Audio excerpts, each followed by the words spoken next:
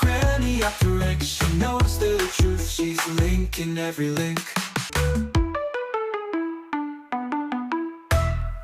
Hello, as I've said before, I really look forward to reading the comments under my videos because they are very educational, really.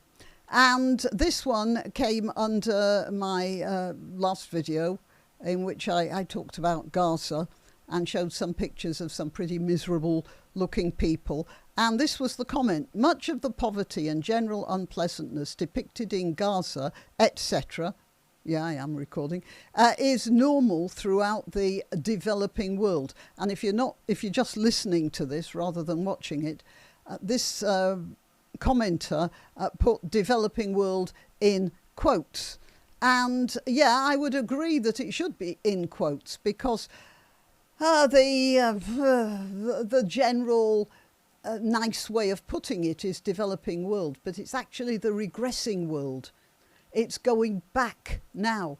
And you know why it's going back? It's going back because colonialism has stopped. As little as everyone likes colonialism now, as much as they say it was a great evil, just look what's happened to places like Afghanistan, which was colonized by the Russians, or Syria, Iraq, Lebanon. I'm going to get on to Lebanon in a little while. Anyway, back to this comment. People should go and see. Poverty and general unpleasantness is normal throughout the developing world. People should go and see. If they doubt that, go and see, says this commenter. It's not specific to Gaza, so it's probably not a result of outside attack, but just a product of their nature. Not so much nature, in my opinion. It's to do with the desert structure of Islam itself. It's a desert religion. And you know that thing in Dune where the Fremen are all equal and it's sort of democratic and nobody has more than anyone else and all the rest of it? No. Well, they are aliens, so maybe they have different brains. But on this planet, if you live in the desert, life is razor edge. And what you do is you follow a strong man. And that strong man dishes out punishments, sometimes required, sometimes completely arbitrary. But you follow that strong man because that's the only way you survive in the desert. And that model has been transplanted onto Islam. The trouble with that desert religion is it helps you survive in the desert. It's no use at all in a modern urban environment, an industrialized society. But we'll get onto that in a little while. Okay, so it's just a product of their nature. That's why it follows them wherever they go. It's built into them.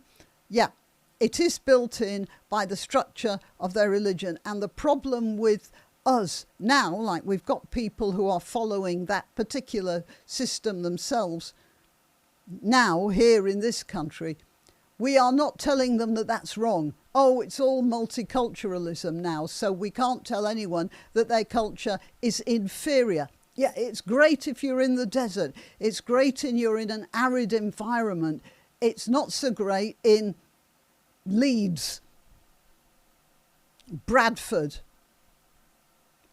And it's the social setup of Islam, which is a system of institutionalized top-down bullying. The boss, whoever it is, the chief, the boss, whatever, bullies the employee bullies the employee below him or whatever, and they all go home and bully their wives, and the wives bully their servants, and the whole family bullies their children into doing what's required of them. The counterweight to that is the patronage of the family. So you can rely on the family to help you through things. If you have a cousin who can get you a job, he'll get you that job, whether you are really qualified for it or not. And you'll be indebted to that cousin. So when that cousin or one of his kids or any other member of his immediate family comes to you and asks you sometime later to wangle an appointment for an interview, or even to go easy on exam results, if you're in that sort of position, then you are duty bound to follow through on that. Now, some of you will see pictures on the internet of what Afghanistan or Iraq or Syria looked like in the 1970s. And you might wonder what went wrong. You see these young women walking around in jeans and sleeveless tops, and young men with their kipper ties and flares, and it looks like a society where this is all reflective of a meritocratic society where people are free to choose their own way of life. And suddenly it all started to fall apart. What went wrong? Well, what went wrong was that around 10 years before that, the colonial powers pulled out. Now, I am here making an argument for colonialism, that bugbear of modern politics. The worst you can do is call somebody a colonist or colonialist, or I don't know how they put it now, but you know what I mean. Because what saved the Muslim world in years gone by was colonialism. When the Muslim world was largely administered by the British, the French, the Italians, or I'm not saying it was perfect, I'm not saying it was marvellous, I'm not saying it was even desirable in a global sense, but because these foreigners weren't in the Wasta system, it became possible for people of good calibre to forge ahead. Oh, by the way, I just realised I didn't define Wasta, did I? Well, I did just before. I told you about the cousin helping the cousin, and that's called the Wasta system. There's a name for it in Muslim societies, in Arabic. Okay, sorry about that, but let's get back to that. Foreigners weren't in that Wasta system.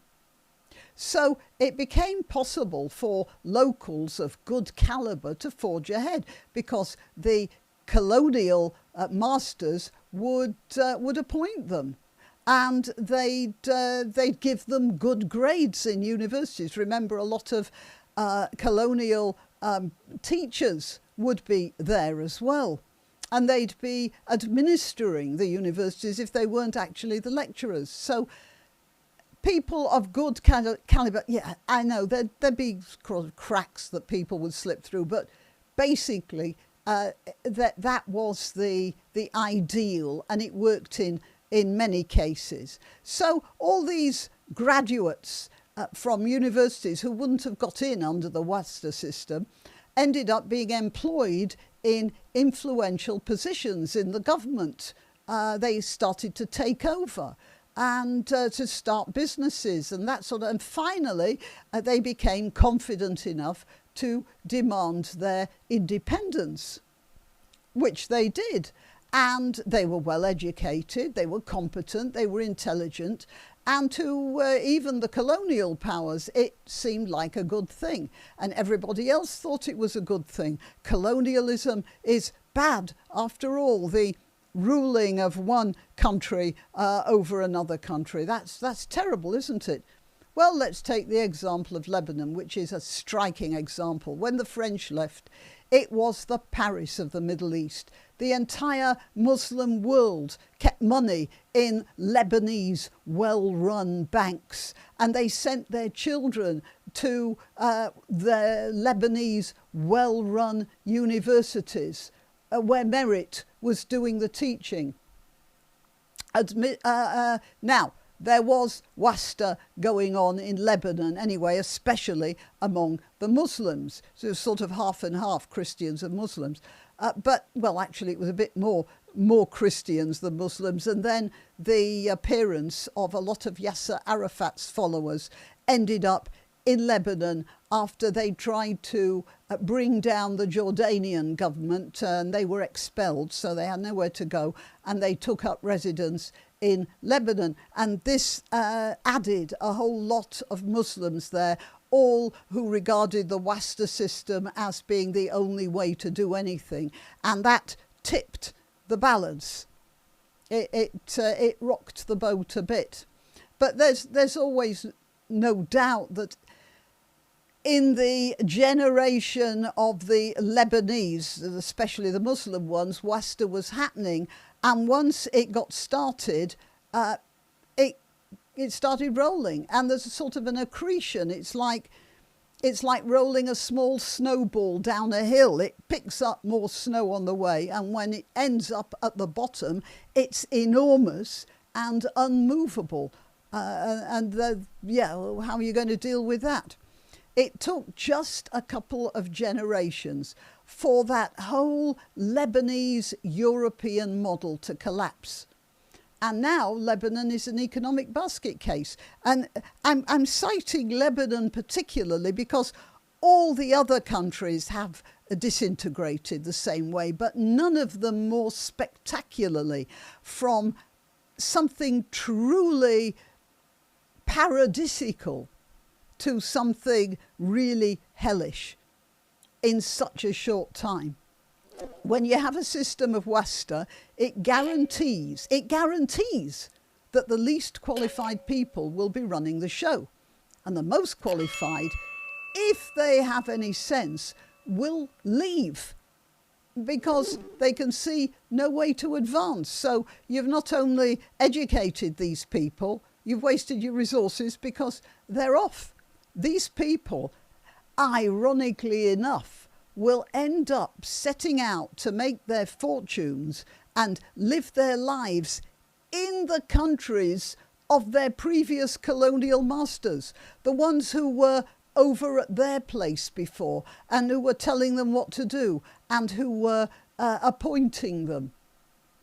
They have to go to those people again. They are actually following the colonialism. Although a lot of the lefties who scream about colonialism don't seem to realise that. OK, so that's the state that's in. I can see very little hope for many of the Arab Muslim world. There are some very rich and they're sort of struggling along. I don't know whether they can get over this problem. But the general direction of the Muslim world mostly is downhill. By the way, in the next video, I'm going to be doing another video about a sort of Wasta system going on right here in the United Kingdom, and it's not among the Muslims. I'll be talking about these guys, but that's for the next video. Okay, comments about colonialism, good and bad, underneath the video. Till next time. You can help my channel by subscribing and clicking the notification bell. That's quite important. And by sharing if you're so inclined. Links to my other channels and to donation methods are in the description. But the best way you can help is simply by clicking like and notify. Thank you.